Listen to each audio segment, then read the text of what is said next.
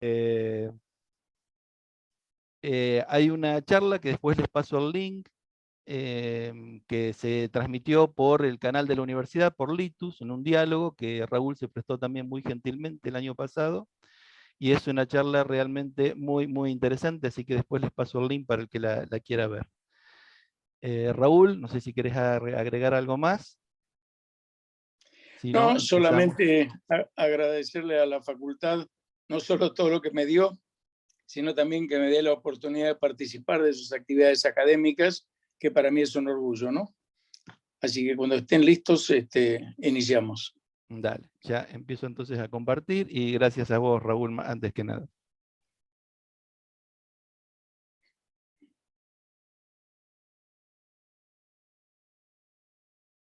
No sé si se alcanza a ver la primera diapositiva.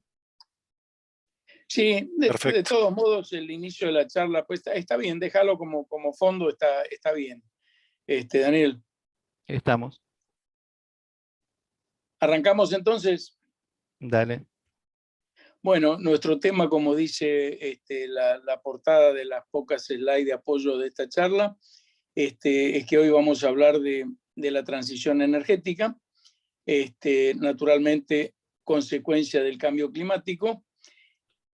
Es el mayor desafío que tiene el hombre y la humanidad hoy, porque está en juego su propia subsistencia en el planeta, de modo que debemos identificar y profundizar las oportunidades que tenemos de controlarlo, y es un poco las dos cosas en las que nos vamos a enfocar hoy. ¿Qué es la transición energética?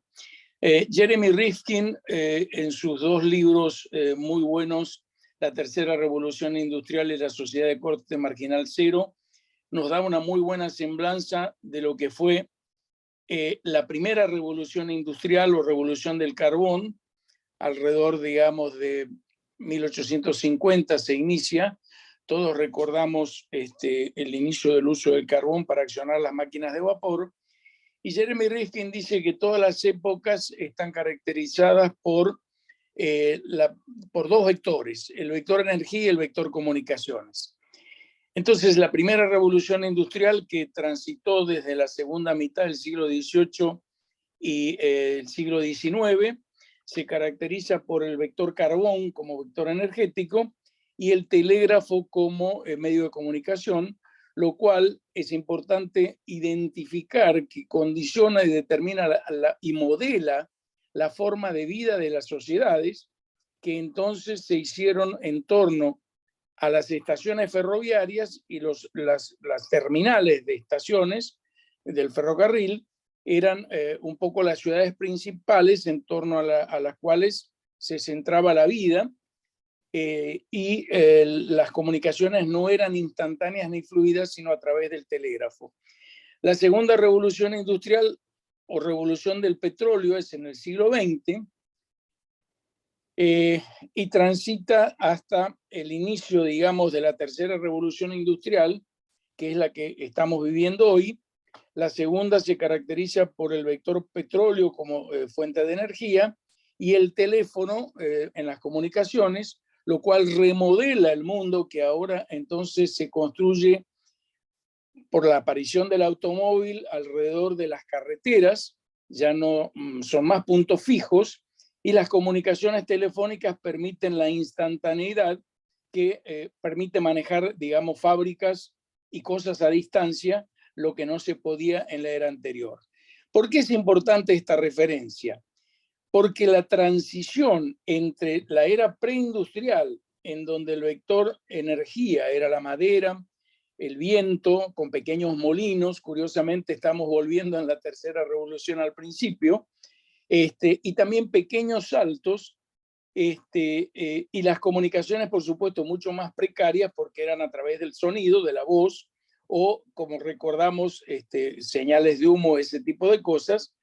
Pero lo importante es que tanto la primera como la segunda transición no tenían urgencias, no había riesgos, sino que eran signos de prosperidad, eran para que la humanidad mejore su condición y calidad de vida, y al mismo tiempo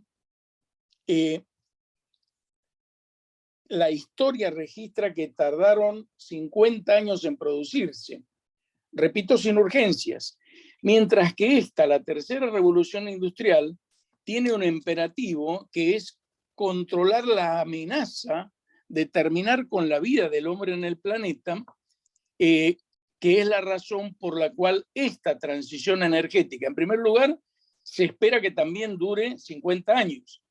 Y si asumimos, enseguida vamos a ver por qué, que se inició en 2010, quiere decir que a velocidad normal debería estar concluida alrededor de 2060.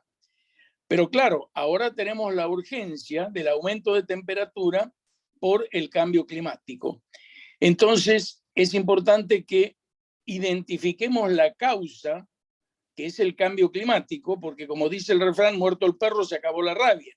Quiere decir que si controlamos el cambio climático, entonces cesará la amenaza y estaremos en condiciones entonces de disfrutar y aprovechar, ahora sí, en mejoras en la calidad de vida, la productividad, etcétera, las ventajas de la tercera revolución industrial, que son muchas, porque habremos conjurado el riesgo, que ahora vamos a ver en qué consiste, del cambio climático. ¿Qué es entonces el cambio climático?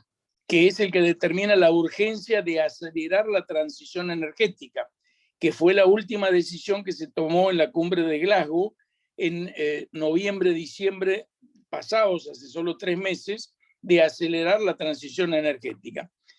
El cambio climático fundamentalmente es consecuencia del modelo económico y energético capitalista que adoptó el mundo a partir de la primera revolución industrial y que, como acabamos de expresar, transformó la organización económica y social y la vida del hombre en el mundo.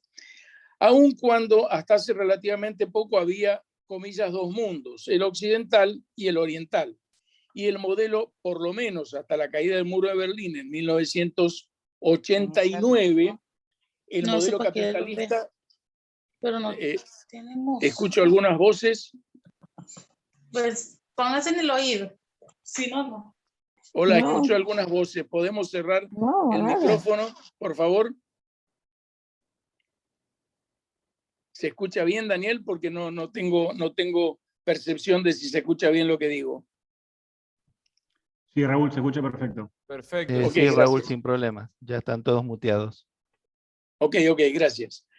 Entonces, decíamos, el cambio climático es consecuencia del modelo capitalista porque utiliza básicamente mucho carbón y mucho petróleo en la matriz energética y al mismo tiempo es de alto consumo, es decir, esto se va a trasladar a todas las consecuencias del cambio climático. El modelo capitalista en el siglo XX ha producido más bienes y servicios que en los 19 siglos anteriores. Por lo tanto, las consecuencias de este modelo, que es el anhídrido carbónico en la atmósfera, producto de la combustión de los combustibles que utiliza como fuentes de energía, todas las consecuencias también, incluido el nivel de los océanos, que sorprendió a mucha gente hace pocos días, salió un informe de la Administración de Océanos y el Medio Ambiente en los Estados Unidos diciendo que en los años próximos va a crecer mucho más el nivel de los océanos que el siglo XX, siglo en el que creció mucho más que en los 19 siglos anteriores, lo que es un correlato perfecto de lo que acabo de decir. Está en línea con las emisiones. Y por supuesto, esto es una de las causas que preocupan al mundo porque ponen en riesgo la vida y la subsistencia de las ciudades y los países costeros. Bueno, volviendo entonces al cambio climático. No se advertía que hasta 1958 no se advertía que había un aumento de concentración de anhídrido carbónico en la atmósfera, que esto se ve en el laboratorio de Mauna Loa, lo un científico americano, y tampoco digamos que había una correlación, que no estaba clara cuál era, pero sí estaba clara que había una correlación entre la concentración de anhídrido carbónico en la atmósfera y la temperatura en la Tierra. La historia la tienen descrita en mi libro que está allí en la facultad, el cambio climático, de cómo se fueron sucediendo las distintas cumbres y cómo fue evolucionando este conocimiento de esta correlación temperatura, concentración de anhídrido carbónico en la atmósfera. Pero lo cierto es que se forma, por un lado, el panel intergubernamental de cambio climático, por allí de 1987, por allí, y hay una serie de informes, porque estaba la discusión si este aumento de concentración y el aumento de temperatura, básicamente, se debía a la acción del hombre o si era un fenómeno natural. Para aquellos que han estudiado la historia del tabaco y cómo las compañías tabacaleras subvencionaban las discusiones y le pagaban a científicos para generar confusión, ganar tiempo y seguir ganando dinero, es exactamente un correlato de lo que pasó con el cambio climático, porque siguió la discusión, comillas, científica, hasta 2007, que el panel intergubernamental de cambio climático produce su cuarto. Otra vez se escucha.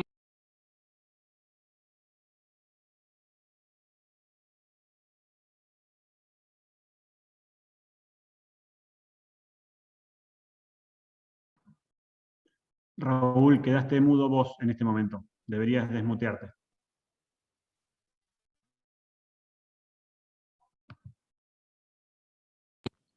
¿Se me escucha? ¿Se me escucha, Daniel? Ahora sí. Perfecto, sí, no sé por qué razón me quedé mudo, porque perturba mucho cuando uno está hablando y escucha voces, digamos, de fondo, ¿no? Distrae, sobre todo quita concentración, así que les pido por favor a los que están escuchando que se muten para evitar esto. Vuelvo entonces al tema del cuarto informe. Fíjense, esto es muy importante, por eso yo insisto en el tiempo. Estamos en 2022. Recién en 2007, no importa las causas, quedó claro con el cuarto informe del Panel Intergubernamental de Cambio Climático de las Naciones Unidas que el hombre era el responsable del cambio climático.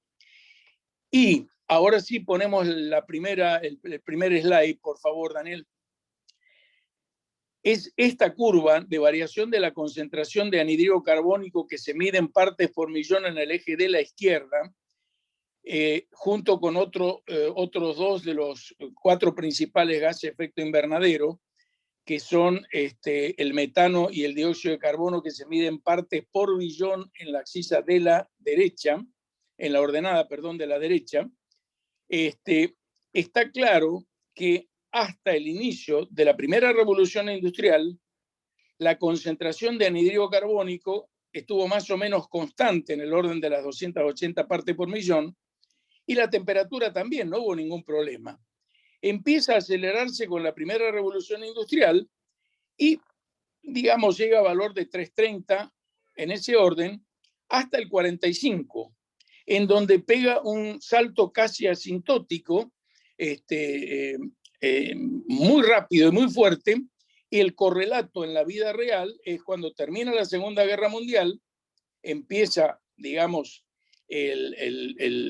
la conformación de la sociedad de consumo actual, y más fuertemente o más decididamente después de la caída del muro de Berlín, en donde el modelo alternativo del capitalismo se cae, desaparece, el de la economía central planificada, y todo el mundo, independientemente de que el tipo de gobierno sea democrático o no, adopta el modelo de consumo de la sociedad industrial. Esta es la razón por la que a más producción de bienes, más, digamos, requerimiento de las energías que producen el anhídrido carbónico, y esta es la razón de esta suba de concentración de anhídrido carbónico en la atmósfera, porque ya hemos visto que el informe determina que el aumento de temperatura es directamente proporcional al aumento de concentración.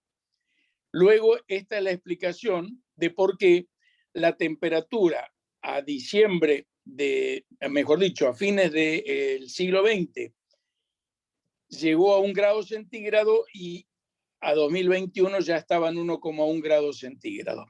Si podemos poner la segunda slide, por favor. Bueno, Esta es la razón por la cual hay que acelerar el cambio climático. Estas fotos son de la tapa de mi libro. En la primera, fíjense, la de la izquierda, digamos, acá se focaliza en el centro, en el fondo del mar. La vida es normal para una concentración de anhídrido carbónico en la atmósfera de 300 hasta 375 ppm, que corresponde a 1 grado centígrado. Pero cuando pasamos a, digamos, una concentración de 450 partes por billón, que corresponde a un aumento de temperatura de 2 grados centígrados, ya la vida está bastante erradicada.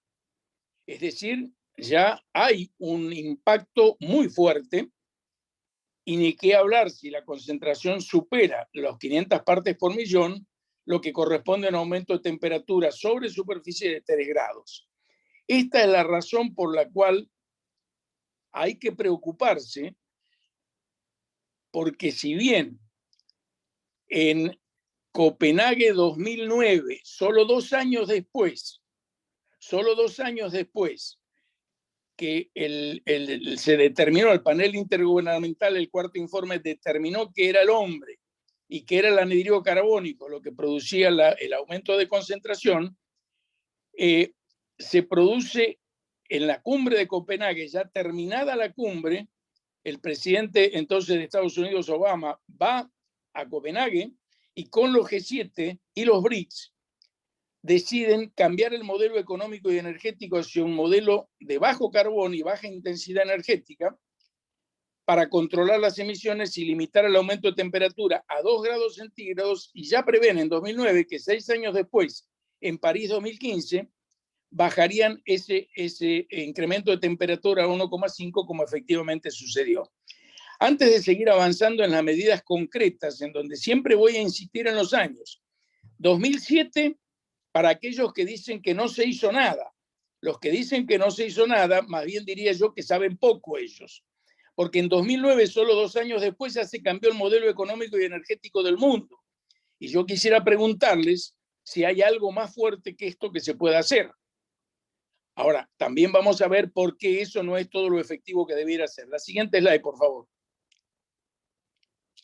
Bueno, acá vemos objetivamente, para muchos que, sobre todo en la Argentina, por algunos datos de relevamiento de emisiones de gases de efecto invernadero que equivocadamente se hacen desde algunas de las instituciones oficiales, que le asignan a las vacas, fíjense, al metano de las vacas le asignan buena parte de la responsabilidad del cambio climático. Bueno, estaría muy oportuno que lean el cuarto informe, porque el 78%, lo tenemos en el gráfico de la derecha, el 78% del aumento de temperatura se debe al anhídrido carbónico. ¿Producto de qué? A la izquierda tenemos los sectores que consumen energía. El sector que más energía consume es la generación de electricidad, con el 40-42%. Y es donde se usa carbón, que es el peor de todos los combustibles. Bueno, peor es la madera, pero no se usa ya, o se usa muy poco. De los combustibles fósiles, el carbón no solo es el peor, sino que es, así de claro, es el responsable del cambio climático. Por eso es imperativo dejar de quemarlos ya, y lo vamos a explicar mejor más adelante. Luego sigue el transporte. El transporte es responsable del 28% de las emisiones con los motores de combustión interna. La correlación la vamos a ver más adelante. Luego sigue la industria con el 21% y el consumo residencial y comercial el 11%. Todo este conjunto, digamos, de sectores que son los que conforman la demanda, emiten anhídrido carbónico, que es el responsable del 78% de las emisiones. Acá es muy importante decir que la principal fuente de absorción, el principal sumidero de las emisiones son los árboles. Entonces, la deforestación impide que el 11% de las emisiones se absorban.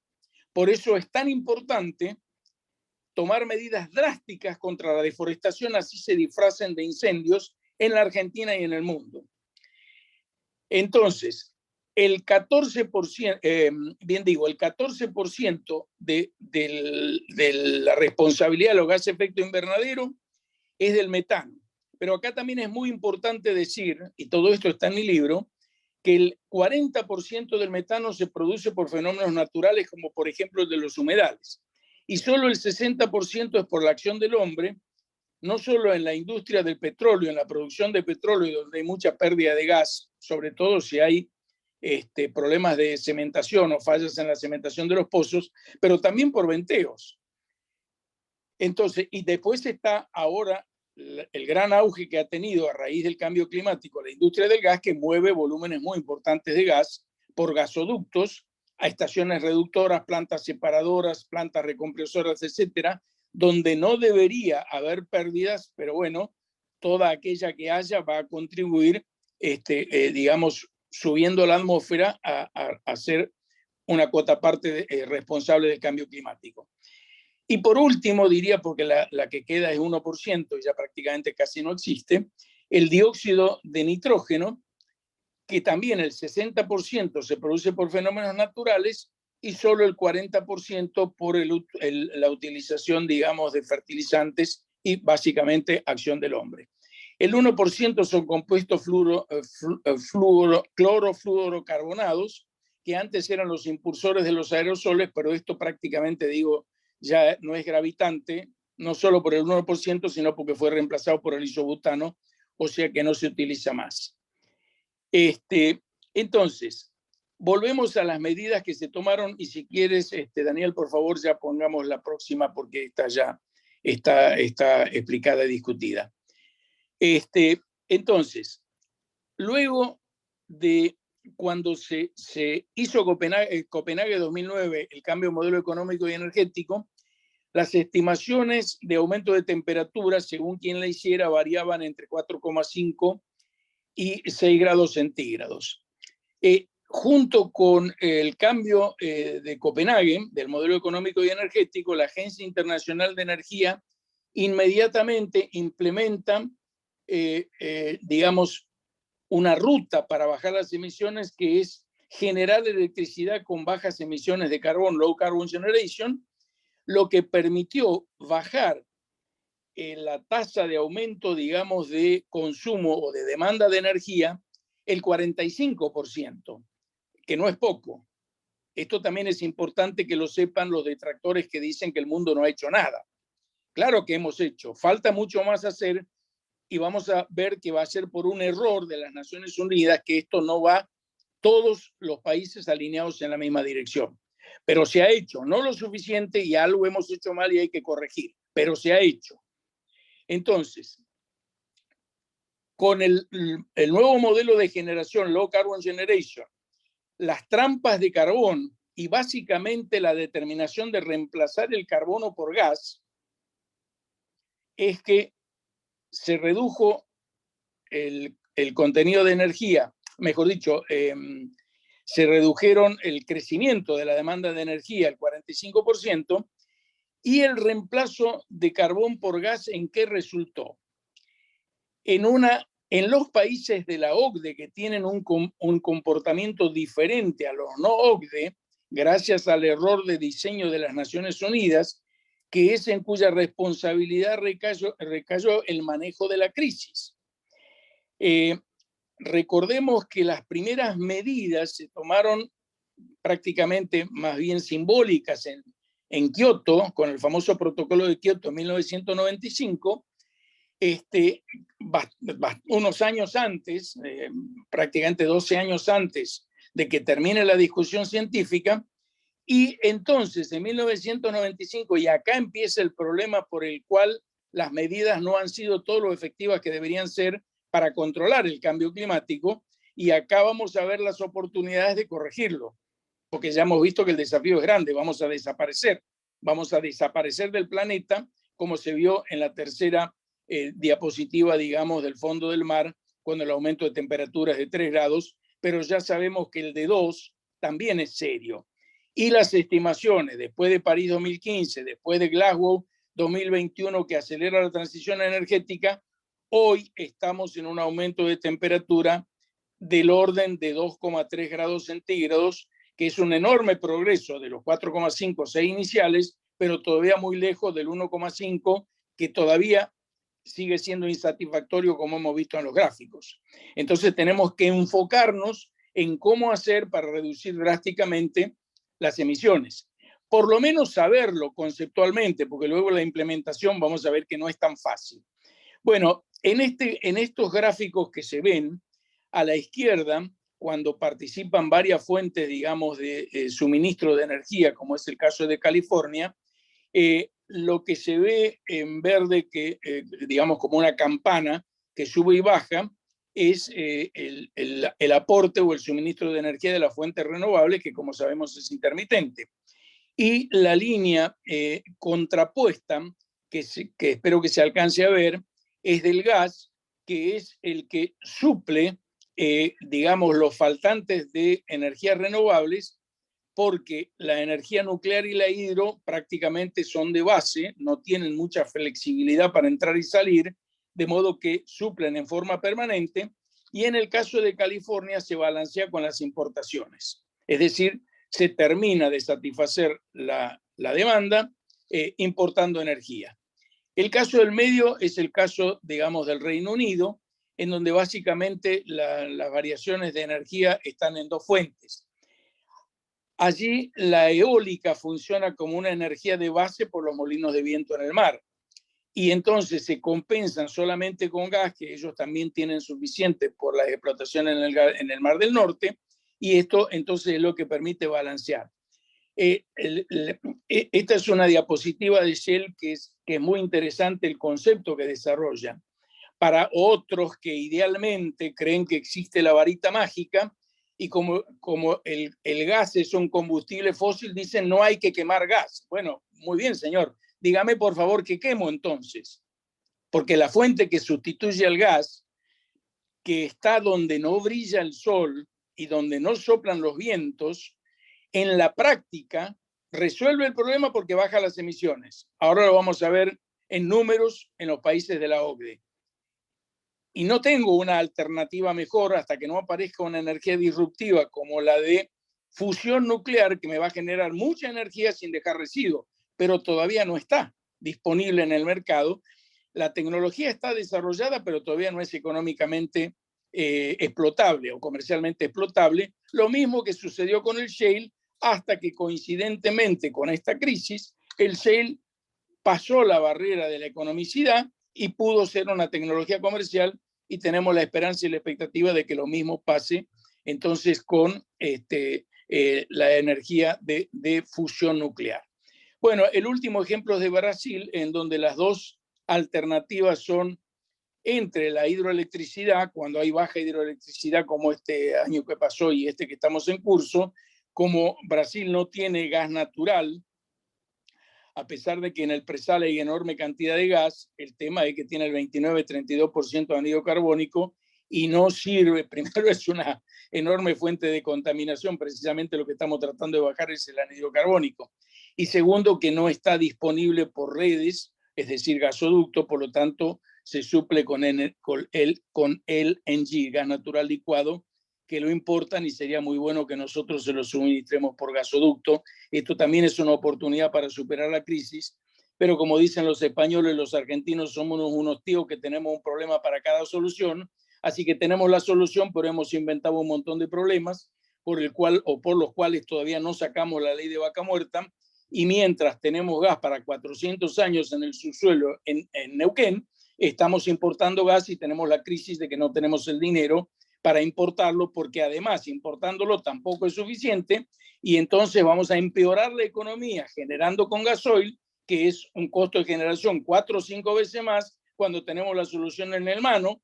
Personalmente estuve involucrado en la redacción de la ley, que se puso en manos del presidente hace casi 2 años. Lo anunció a las compañías petroleras, pero lamentablemente por razones políticas que podemos imaginar, que son las que detonaron la crisis ahora, política que vive el país, la ley no se sancionó y seguimos en la abundancia de la escasez. Vaya la contradicción, que es lo que en la realidad pasa, ¿no? Bueno, si ponemos el siguiente slide, por favor, Daniel. Bueno, afortunadamente, esto es, aunque es un poco viejo el gráfico, no importa, lo que sí se ve es el enorme aporte del shale gas, es decir, el gas obtenido a través del fracking en los Estados Unidos, que es el que cambió el mundo de la energía.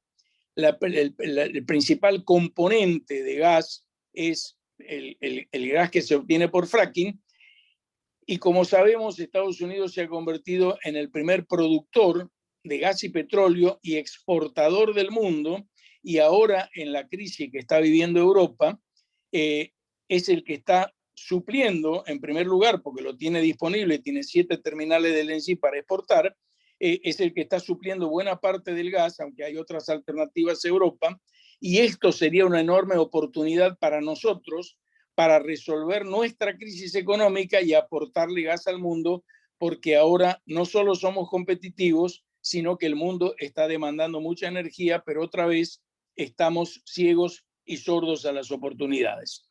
Concentrémonos de nuevo en el anhidro carbónico y la lucha contra el cambio climático.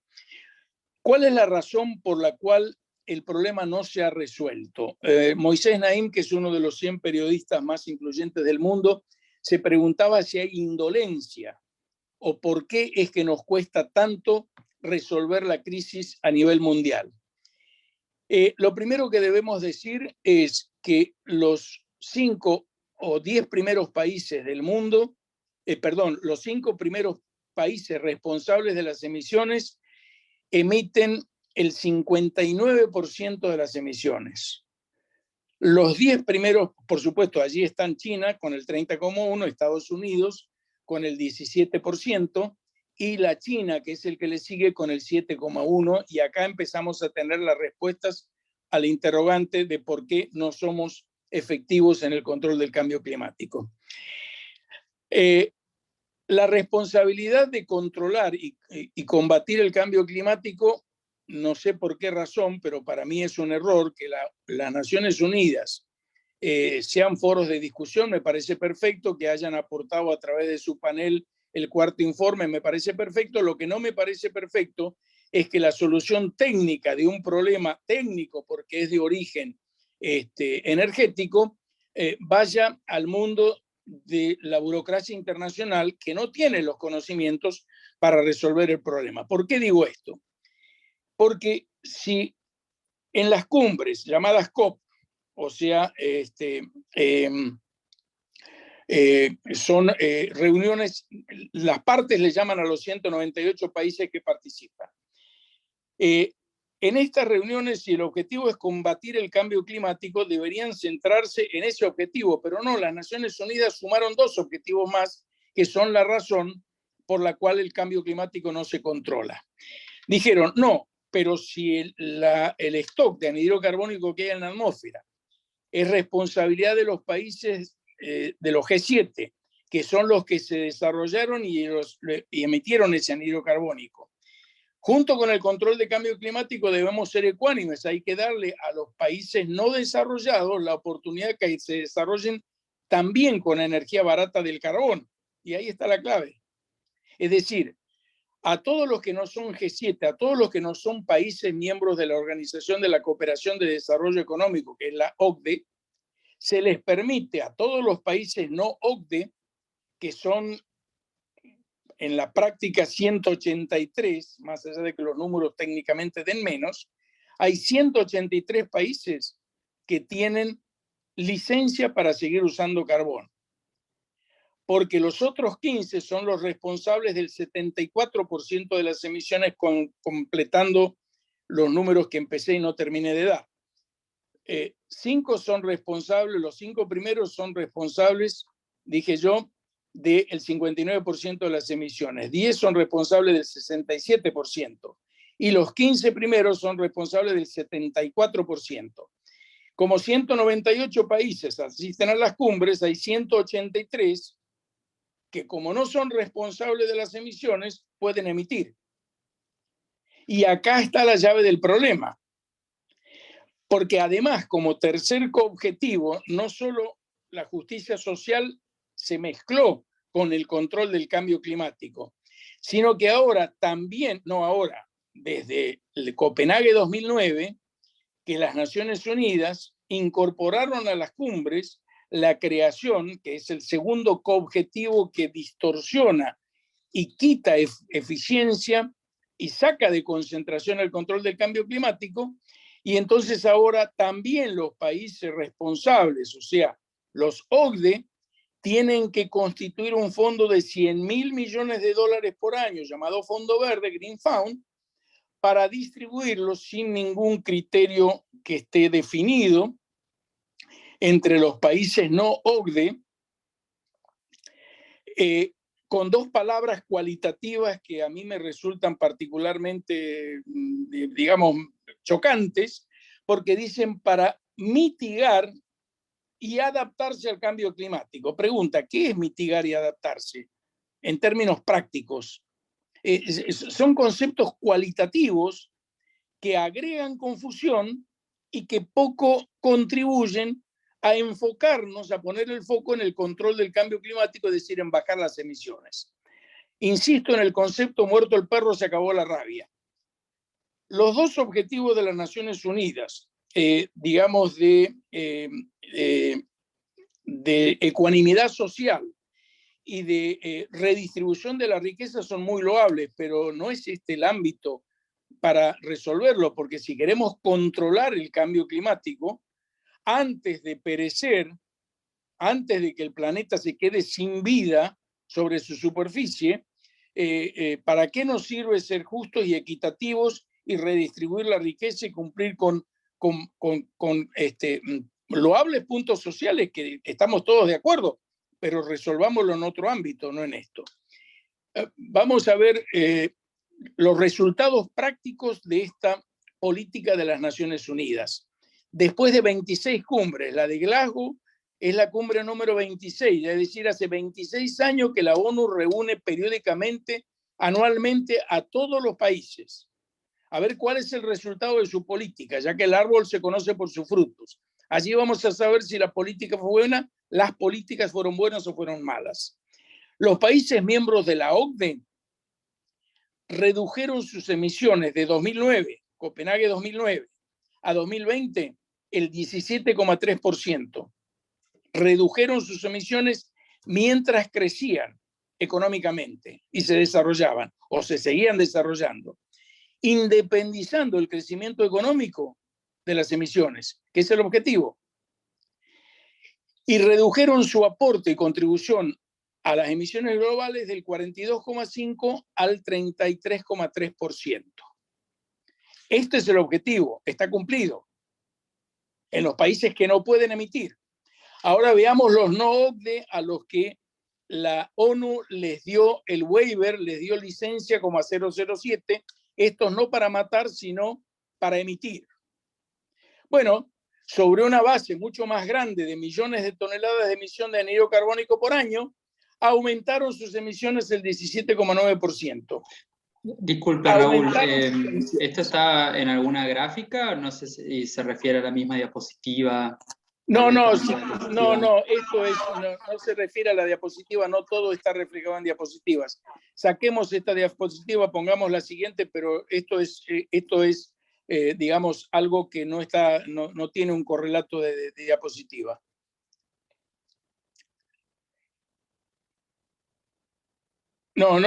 Digamos, pocas cosas tienen apoyo en slides para concentrarnos en lo que conversamos y no distraernos con el apoyo, digamos, que es la diapositiva.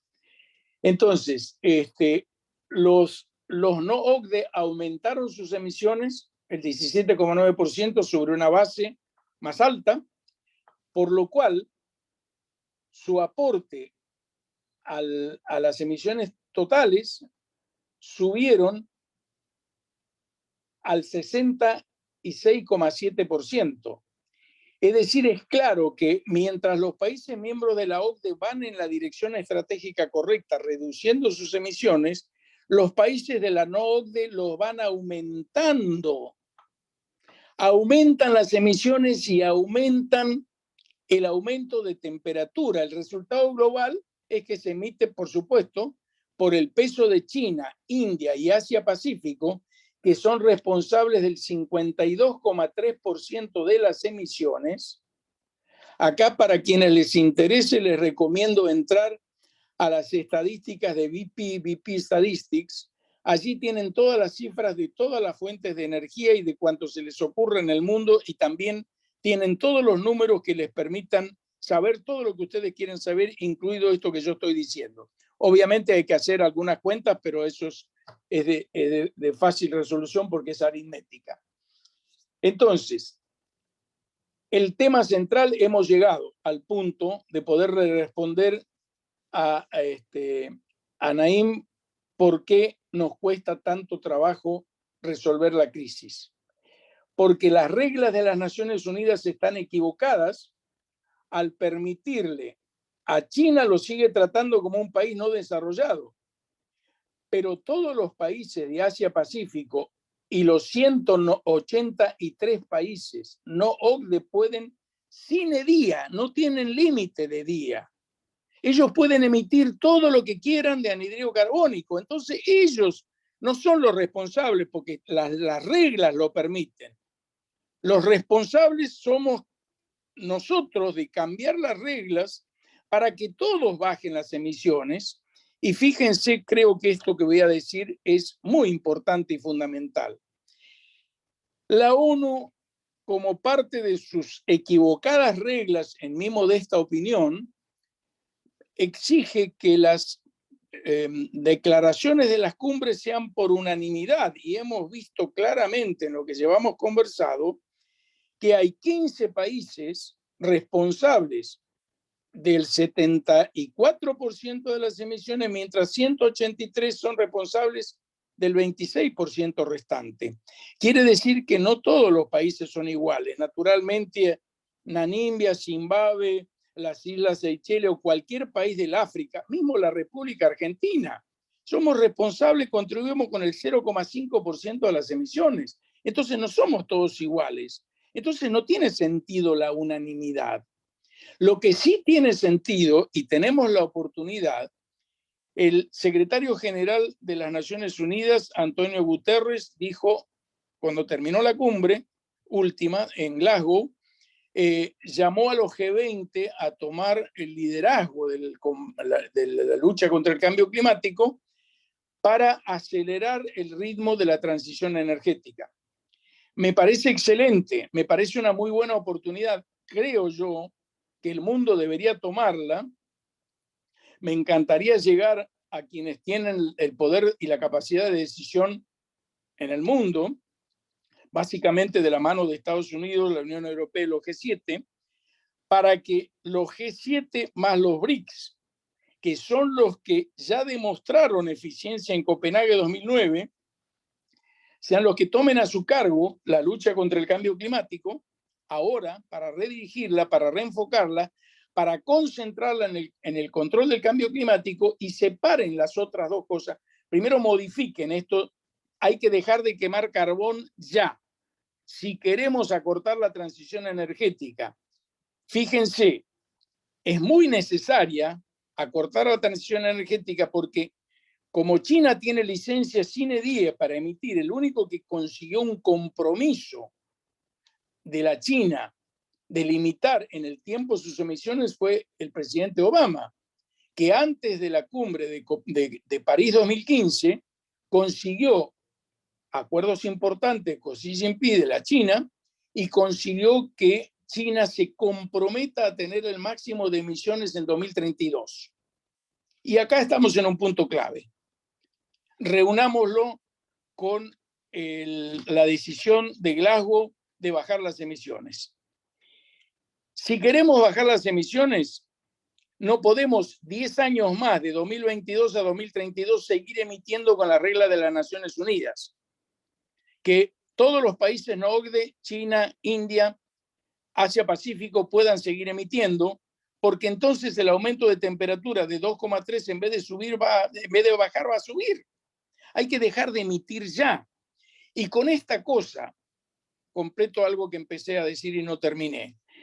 En la cumbre, como las decisiones última de Glasgow, como las decisiones o las declaraciones deben ser por unanimidad,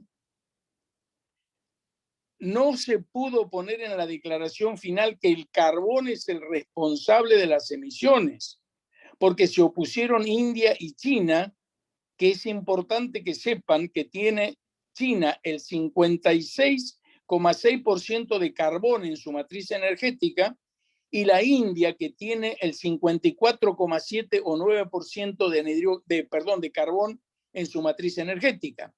Es decir, mientras el mundo va para un lado, la parte que más crece del mundo, que es China, India y Asia-Pacífico, van al revés de lo que necesita la humanidad para no incendiarse y no desaparecer del planeta.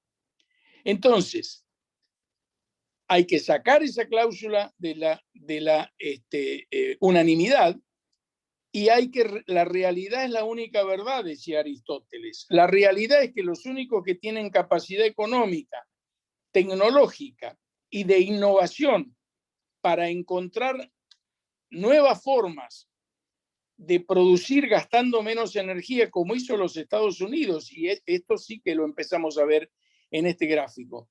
La intensidad energética es uno de los conceptos más importantes porque ya en Copenhague 2009 el mundo descubrió que es tan importante, ahí nos quedamos, es tan importante disponer de energía como usarla eficientemente. La intensidad energética es el aumento de energía que se necesita para aumentar el PBI un 1%. Estados Unidos en el año 95 la tenía en 1,25. En el año 2005 ya la tenía en 1. Ahora la tienen 0,75 y a 2035 va a llegar con 0,5. ¿Qué quiere decir esto? Que por cada punto que aumente el PBI de los Estados Unidos, la demanda de energía le va a aumentar solo el 0,5%. Argentina, quiero que sepan que ni siquiera tiene definida la intensidad energética, porque como el PBI hay que medirlo en moneda constante y el tipo de cambio acá varía todos los días, entonces ni siquiera nos hemos tomado el trabajo de definir la intensidad energética, por lo menos para saber cuánto tenemos. Yo calculo que debemos tener entre 1,25 y 1,35 por alguna inferencia que hice de algunos números del Banco Mundial. Pero lo cierto es que cuando tenemos los precios congelados de la energía y encima la subsidiamos, estamos yendo al revés. Estamos ineficientizando el consumo y estamos desalentando la incorporación de tecnología. ¿Cómo vamos a repagar los proyectos de incorporación tecnológica si no tenemos economía de costos? Bueno, esto creo que es un punto muy importante, como también saber que los Estados Unidos aumenta su producción de gas, la aumentó mucho más de 10 veces en los últimos años, y nosotros ni siquiera podemos subir el 0,3% que necesitamos para dejar de importar, pero alternativamente también les quiero señalar, sobre todo porque ustedes son de posgrado, que si la Argentina atendiera su intensidad energética y bajase de 1,3, suponiendo que esté ahora, a 1, ahorraríamos el 30% de energía prácticamente, y entonces no tendríamos necesidad de importar, porque estamos importando el 30% de energía, gas, gasoil y aunque fuel oil, para quemarlo impunemente porque, porque la subvención y los precios congelados lo impulsan, más que lo permiten, lo impulsan. Eso es lo que están impulsando. Bueno, básicamente entonces ahora sí podemos ir a la última, Daniel, a la última slide, en donde queda claro de lo que hemos dicho, que para realmente bajar las emisiones y bajar el aumento de temperatura estimado en los próximos años por debajo de 1,5, la mejor y más fuerte forma de acortar la transición energética, que es lo que se decidió en Glasgow hace pocos meses, es dejar de quemar carbón ya en todo el mundo, incluido el Asia-Pacífico, para lo cual es que la ONU debe cambiar el mundo debe cambiar las reglas.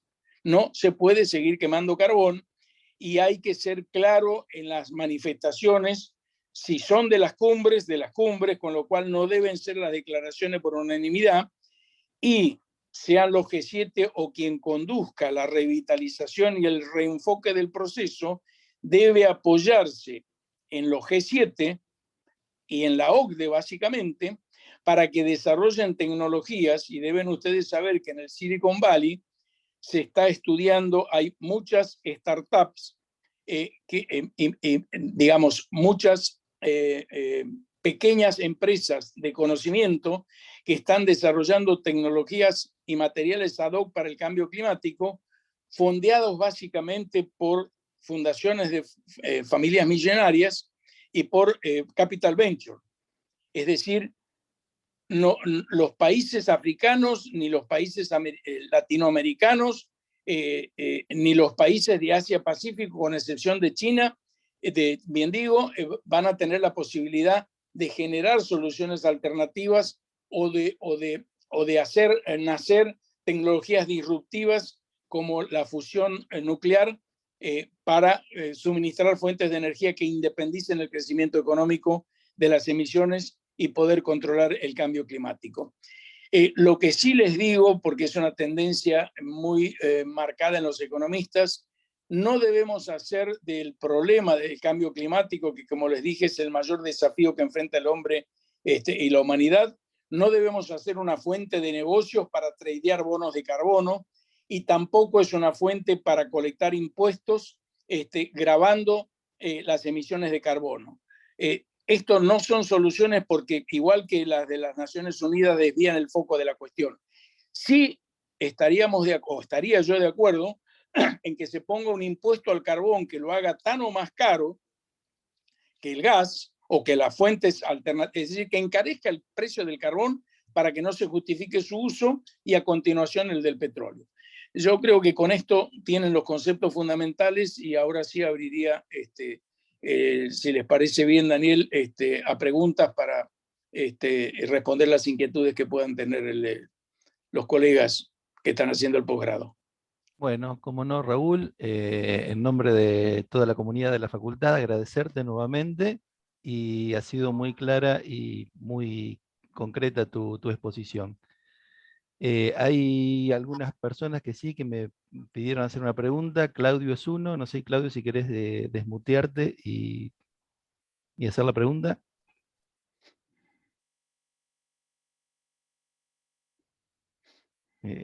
No sé si querés desmutearte, Claudio. ¿Ahí me escuchás? Sí, ahora sí. Bien. Hola Raúl, muchas gracias por tu charla. Realmente tu pantallazo coincide con todos los conocimientos que tengo, y es así de cierto. Lo único que sí me gustaría que aclararas un poquito más, cuando vos al inicio de tu conversación asociaste el cambio climático con el sistema capitalista de producción. Yo entiendo que el cambio climático se produce por una forma de producir con uso intensivo de energía, y no tiene nada que ver con un sistema capitalista, ni mucho menos. Vos lo mismo después lo aclarás al final, que hoy China tiene carta blanca o licencia 007 para producir, quemar el carbón que quiera, y esa es una de las grandes cargas que tenemos que resolver. Es decir, no está asociado a un sistema económico, sino está asociado a un sistema de producción de altísimo consumo energético, de incremento del consumo de la gente, si lo que llamamos consumismo, y no a un sistema económico. Sí, correcto, el enfoque es correcto. Estamos con un problema semántico. No me refería al capitalismo como sistema o como crítica, digamos, al concepto liberal, sino me refería a la libertad económica para producir esencialmente lo mismo que dijiste vos, de modo que coincidimos más allá de la terminología. Si te gusta más decir, en vez de el sistema, lo que pasa es que el capitalismo adoptó ese sistema de producción, pero si te queda más cómodo o te gusta más al oído decir el sistema de libertad de producción guiado por los principios de mercado, estamos totalmente de acuerdo. Básicamente estamos diciendo lo mismo, solo que yo usé una palabra diferente que te hizo ruido.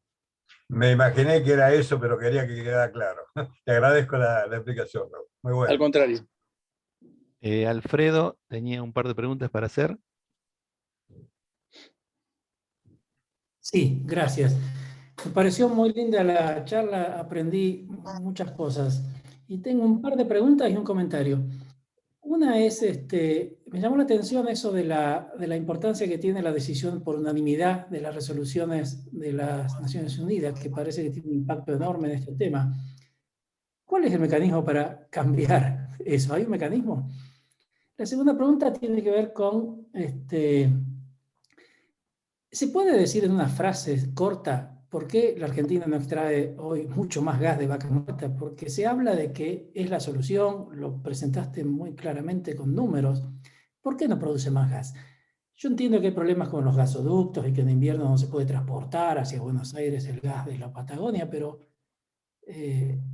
¿se puede en una frase resumir por qué? Hablaste de la ley de vaca muerta, no conozco, es un tema complejo, pero en una frase se puede. Y entonces esas son dos preguntas. El tercero es un comentario. Las expectativas que ponéis en la fusión, yo creo que yo de ese tema conozco, trabajo en eso. La fusión no va a venir al rescate de esta crisis. Esta crisis es inminente, como vos ponés allí, es tremenda y requiere la atención hoy. La tecnología de fusión avanza a un ritmo determinado, pero no creo yo que llegue a tiempo para salvar o rescatar a la humanidad de esta tremenda amenaza. Gracias. Gracias, Alfredo. Lo primero, no conozco los mecanismos burocráticos de las cumbres, por lo tanto mi respuesta va a ser más deductiva que basada en información cierta, ¿no? Es una formalidad, de todos modos, por lo cual no me preocupa decir mi opinión. Creo que, digamos, si las Naciones Unidas, a través de lo que expresó su secretario general Guterres, delega la conducción de la crisis en los G7 más los BRIC, prefiero, que en los G20, creo que reenfocar la crisis, es decir, que ellos digan, señores, acá nos vamos a concentrar en combatir el cambio climático, las otras dos coobjetivos de Naciones Unidas encontrarán un foro adecuado para resolverlo y, en consecuencia, como la solución va a venir de los 15 que son responsables de las emisiones y por lo tanto están comprometidos y a su vez son los que tienen los capitales, el medio, la tecnología y la capacidad de innovar, a partir de allí automáticamente va del suyo que las decisiones no deben ni pueden ser más unánimes, porque Seychelles no es igual, con todo respeto, a los Estados Unidos o a China, que emite el 30,1%. Argentina no lo es, que emite el 0,5%, a pesar de que hace todo al revés. La Argentina hace todo al revés.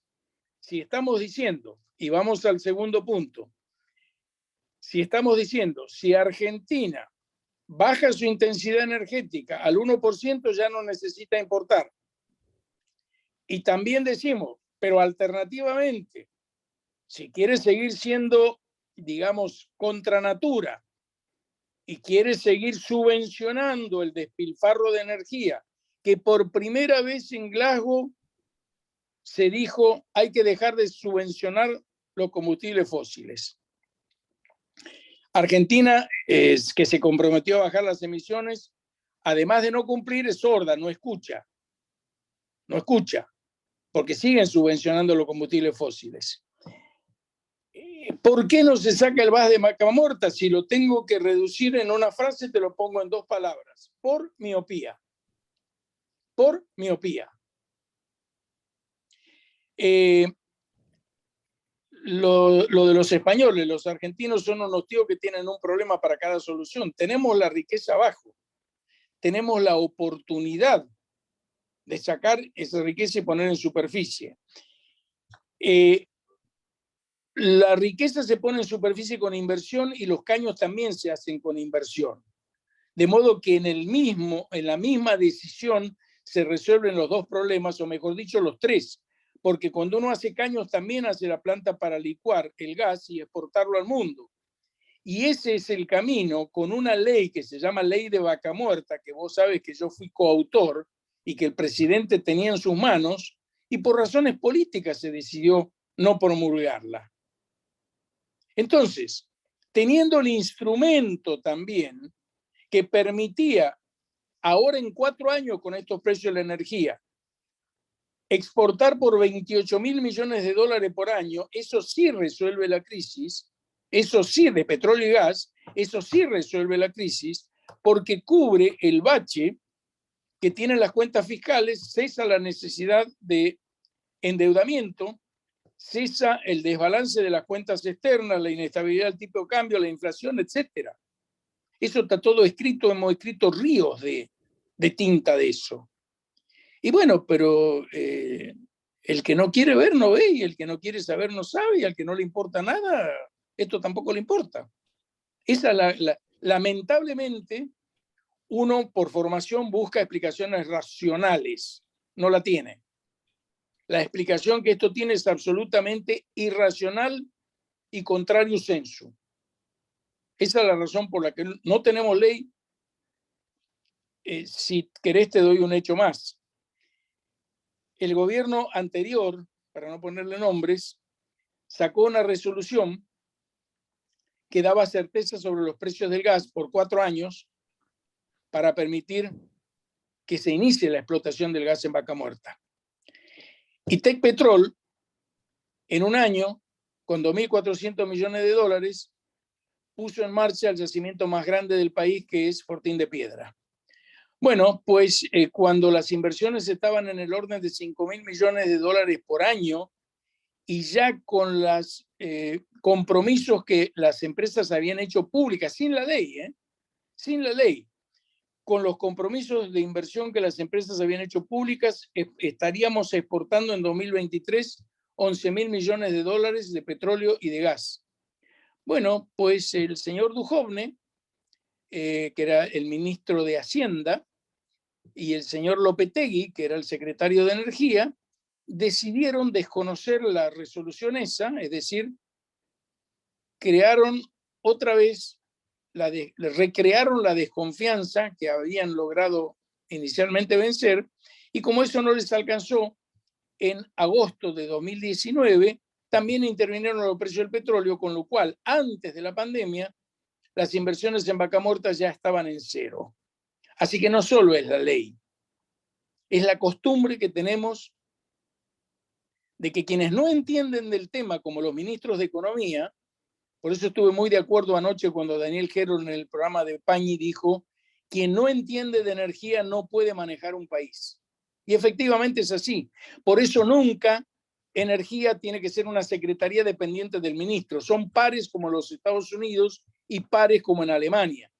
Y cada uno debe saber, por aquello de zapatero a tu zapato, debe manejar lo que sabe. El ministro de Hacienda y de Economía no entienden de energía, por lo tanto no pueden hacer lo que hizo Duhovne. No deben repetirlo. Pero como la Argentina nunca aprende de sus errores, lo digo en forma enfática y explícita para ver si lo aprendemos. Tu última pregunta, Alfredo, se me fue, o tu último comentario. No, se refería a que tu optimismo... gracias por las respuestas anteriores, me pareció muy contundente. Me refería a que tu optimismo por la fusión creo que hay que atenuarlo, porque no creo que llegue a tiempo para el rescate de esta crisis. Ah, totalmente, sí, 200% de acuerdo, por supuesto. Eso es en el futuro. El rescate para la crisis de ahora es acomodar los precios, es sacar la ley y es empezar a producir. Sí, totalmente de acuerdo, Alfredo. Muy bien, muchas gracias. Gracias por las preguntas. Al contrario. Adelante, Daniel. Jeremías tenía levantada la mano.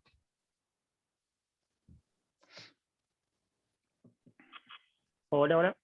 ¿Escucha? Sí, te escuchamos, sí. Ok, ¿qué tal? ¿Cómo va, Raúl? Muy bien, Jeremías. Bueno, le quería hacer una consulta. Por ahí en uno de los momentos usted indicaba que, digamos, el terminar con la quema es una de las soluciones, por así decirlo, para alcanzar esta meta del 2050. Eso, digamos, por lo menos creo que es un comentario y una consulta al mismo tiempo, quería saber lo que piensa usted. Hay muchos informes medios recientes de lo que son las tecnologías de captura de carbono, y que en la Argentina, considerando que es un país que tenemos tantas reservas de gas natural, podría también ser una gran solución para poder, digamos, usar ese combustible como combustible de transición hacia energías más limpias, ¿no? Quería saber qué piensa usted de estas tecnologías, cómo las ve, y digamos si cree que podemos llegar a cumplimentar no solo los ODS, sino también, por así decirlo, relacionarlos con este objetivo sobre el cambio climático y digamos, no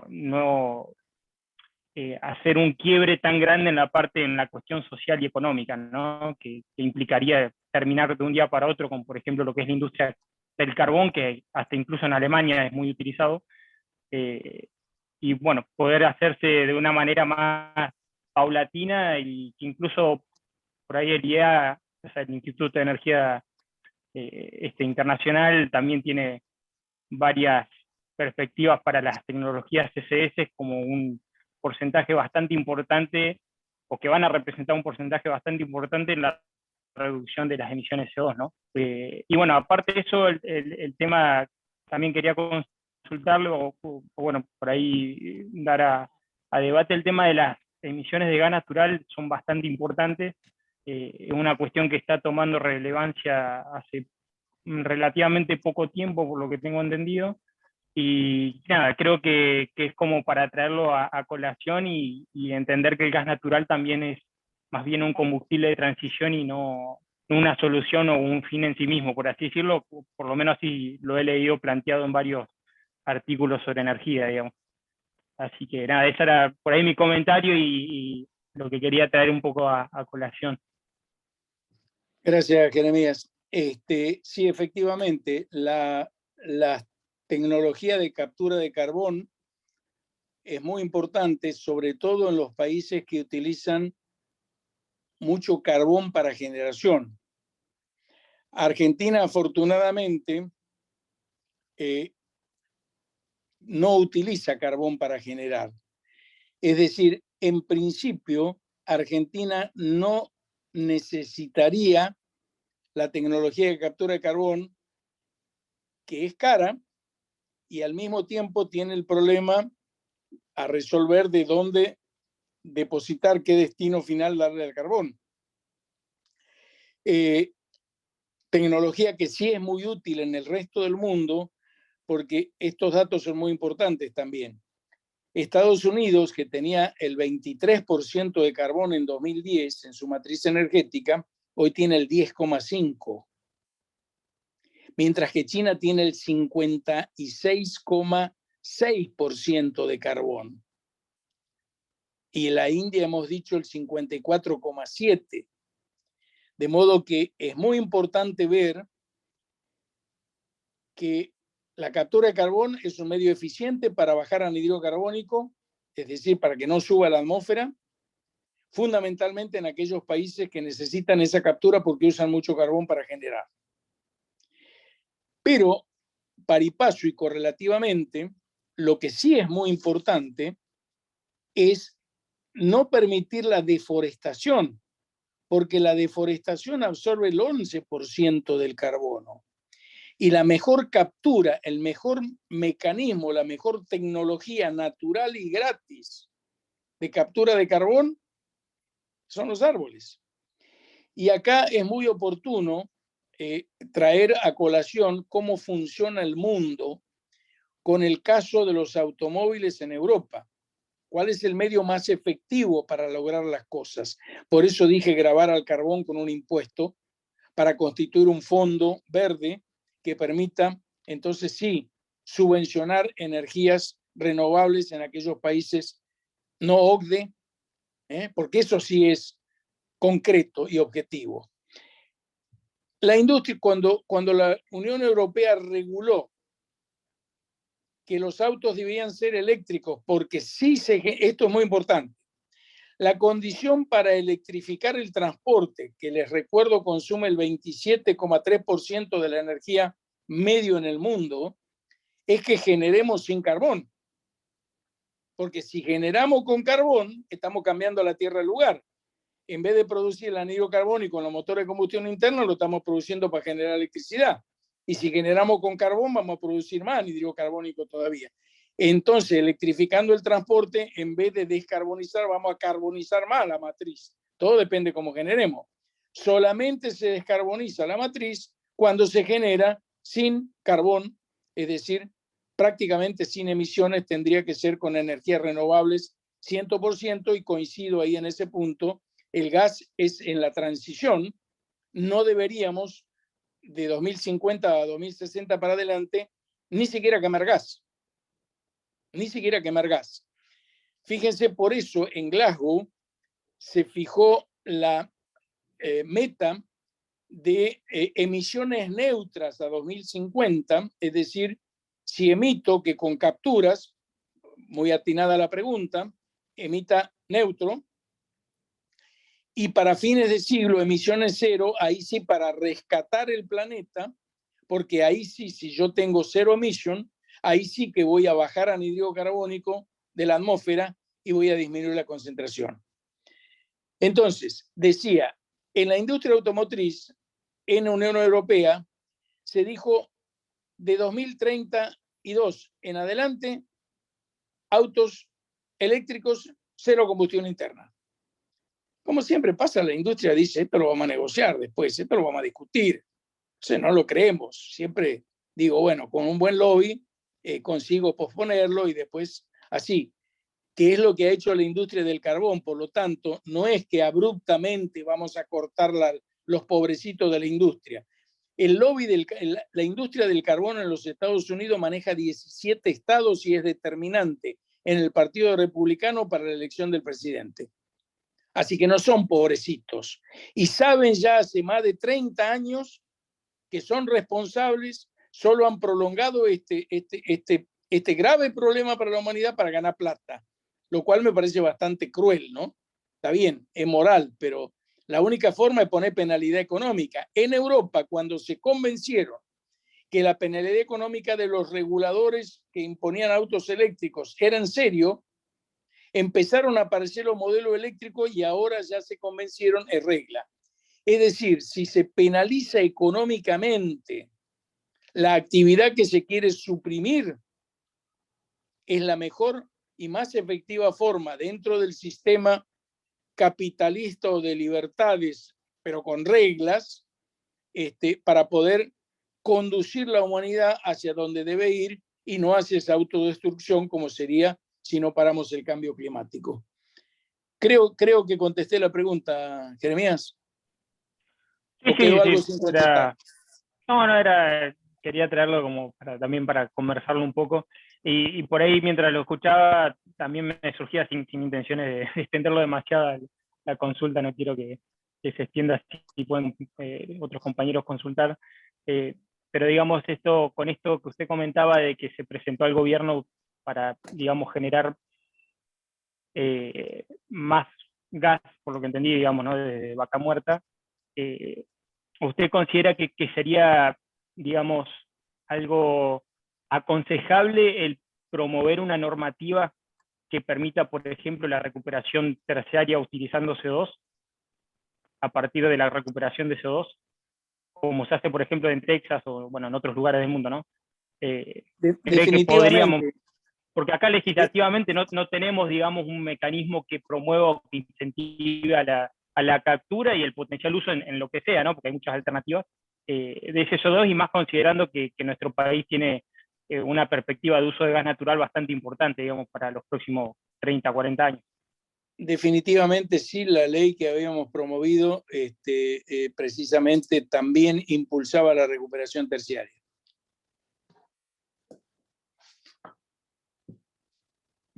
Adelante, Daniel. Jorge tenía una pregunta para hacer y creo que eran dos preguntas, Jorge, si mal no me equivoco.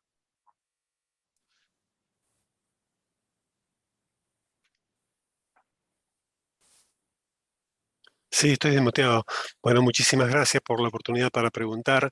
Un par de comentarios y una pregunta, apoyando un poco lo de Ferol, que también lo ha dicho Montamat en muchas oportunidades. Si hace 10 o 12 años hubiéramos invertido 10.000 millones de dólares por año en Vaca Muerta, hoy en día la oportunidad con la crisis que hay sería algo extraordinario, tendríamos una posición de privilegio. Y en relación a los comentarios de los españoles que dicen que los argentinos son aquellos tíos que para cada solución tienen un problema, yo trabajo en energías renovables hace unos años y tengo muchos amigos en Chile que están haciendo una revolución de las energías renovables en muchos ámbitos.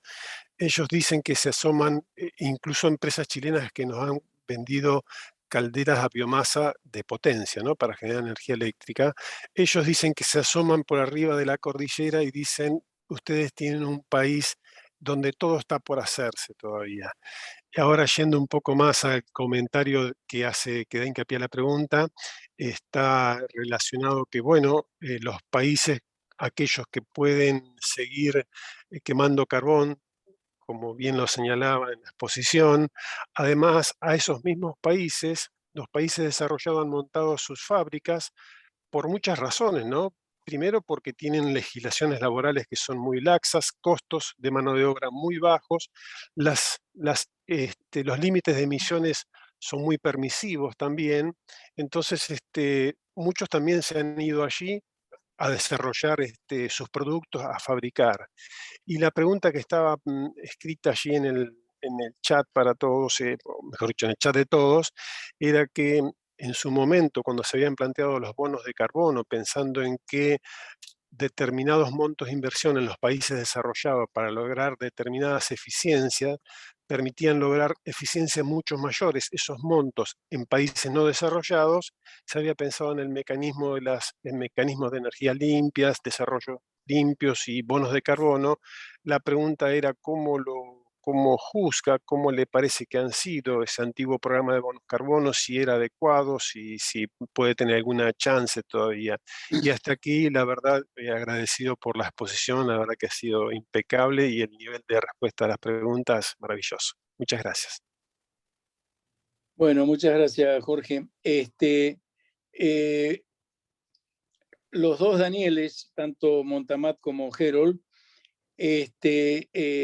están en lo cierto, solo que, digamos, precisaría que el primer informe que nos permitió saber que teníamos la cantidad de recursos de gas que tenemos en Vaca Muerta fue de 2011. Y el segundo informe que por primera vez, esos fueron los dos únicos que hubieron, que incorporó el shale oil fue de 2013. Al principio era toda incertidumbre y no conocíamos demasiado porque el único que desarrolló la tecnología y sabía de qué hablaban eran los Estados Unidos. Hoy mismo hay solo 3 países en el mundo que dominan la tecnología del fracking: Estados Unidos, Canadá y nosotros. De modo que el know-how, el expertise, el enterarnos de qué se trataba, nos llevó un par de años, y el empezar a adquirir experiencia propia para poder manejar la tecnología y entonces decidir inversiones, yo diría que recién empezó a darse a partir del año 2017 aproximadamente, porque mismo el famoso presidente de YPF entonces, que ahora es el presidente y CEO de Vista Oil, Miguel, le veo la cara y se me olvida el apellido, Gutiérrez es el que lo sucedió a él, bueno, ya voy a decir que Miguel es, él se gastó $5.000 millones haciendo pozos verticales, cuando ya el mundo estaba haciendo pozos horizontales. Porque yo en un pozo horizontal, que al principio eran de 500 metros y ahora siendo 2.500, yo barro un área y la pongo productiva mucho más grande que en un pozo vertical, en donde solo alrededor del caño puedo hacer fracking. En cambio, si yo me voy 500 metros para el costado, tengo 500 metros para hacer fracking. Y ahora lo que se utiliza es el pozo vertical para ir punzando a distintos niveles y saber cuál va a ser la napa productiva en donde me voy a concentrar. Es decir, todo esto para decir que nosotros estamos en condiciones de decidir inversiones masivas en Vaca Muerta a partir de 2017, porque hasta entonces, hasta el propio Daniel Herold, esto lo discutimos en el CARI, el propio Daniel Herold decía, bueno, hay que ver si Vaca Muerta, porque ese es un informe, pero que sí, que no, en la práctica vamos a ver esto. Es decir, como es lógico, todo se discute y todo se debate hasta que llegamos al convencimiento porque aparece la evidencia clara. Entonces, en estos últimos 5 años, sí, y acá lo pongo de ejemplo a Sean Rooney, al presidente de Shell, con quien estuve anoche, que es un privilegio y un placer hablar con ese hombre, porque ese tipo opera en el Permian, que es el Vaca Muerta de los Estados Unidos, pero ellos mismos, los americanos, y Sean Rooney dice, Vaca Muerta es una formación más rica y de mayor productividad que el Permian, que es la mejor formación de los Estados Unidos. Entonces, acá tenemos un Fórmula 1 y aplicamos tecnología Forte para producirlo. El otro punto que tocó es el de los bonos de carbón, y si me olvido de algo, por favor, me lo recuerda. Yo tuve experiencia directa porque entonces manejaba una compañía de biocombustibles que en vez de hacer etanol para la nafta o biodiesel para el gasoil, esta buscaba hacer fuel oil vegetal o bioil a partir de residuos celulósicos. Y entonces, esto fue antes del fracking, de la tecnología que puso los recursos shale en superficie, cuando las prospecciones de la Agencia Internacional de Energía decían que a 2050 iba a faltar energía porque el petróleo no iba a ser suficiente.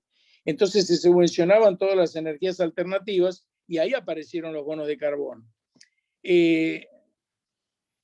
No sé, desde el punto de vista de energía me pasa lo mismo que le pasó a Jesucristo con los mercaderes en el templo. Es desviar la atención de la religión, del problema, no sé. A los economistas les encanta. Yo, gracias a Dios, soy ingeniero, no soy economista. No creo que haya que hacer de un problema un negocio. Me quedo con el ejemplo de la industria automotriz de la Unión Europea. Fijemos las reglas y pongamos penalidades para el que no la cumpla. Y los negocios que se hagan en el ámbito de los negocios. No sé si me quedó algo sin contestarle.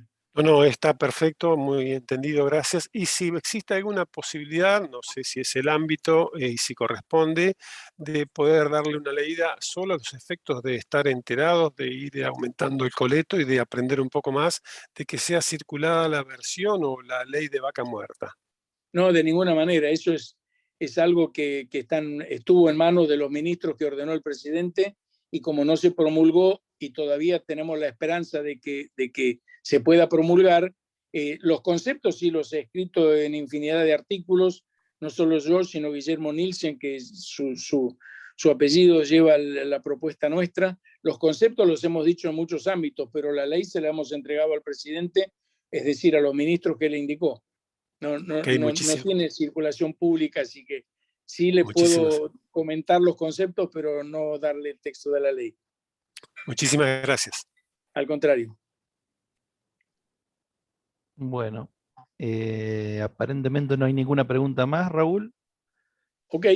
Así que agradecerte nuevamente en nombre de toda la comunidad de la facultad. Y bueno, seguramente habrá otra oportunidad para alguna otra charla de este tipo. Como siempre, un orgullo y un placer. Muchas gracias a la facultad por la oportunidad de participar de sus actividades. Bueno, muy bien. Y una última, algunos me preguntaron por el tema del posgrado. Si quieren les dejo en el chat, creo que ya lo dejé.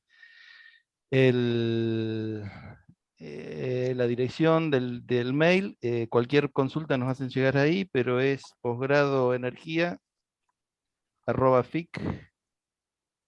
Ahí se los estoy escribiendo en el chat.